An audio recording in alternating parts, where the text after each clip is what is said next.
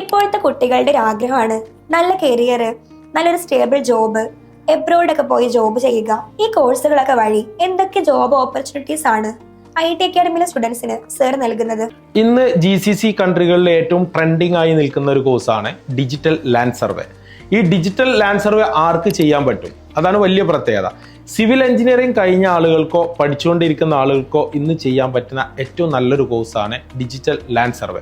ഇതിൽ ലാൻഡ് മാത്രമല്ല, road measurement, ബിൽഡിങ്ങിൻ്റെ മെഷർമെൻറ്റ്, ഇങ്ങനെയുള്ള എല്ലാം ആധുനിക ടെക്നോളജി ഉപയോഗിച്ചുകൊണ്ട് പഠിക്കാൻ പറ്റുന്ന ഒരു നല്ലൊരു പ്രൊഫഷനാക്കി മാറ്റാൻ പറ്റുന്ന കോഴ്സാണ് ഡിജിറ്റൽ സർവേ എന്ന് പറയുന്നത്. ഇതിൻ്റെ ഓപ്പർച്യൂണിറ്റീസ് ഇപ്പോൾ തന്നെ വന്നുകൊണ്ടിരിക്കുന്നുണ്ട്.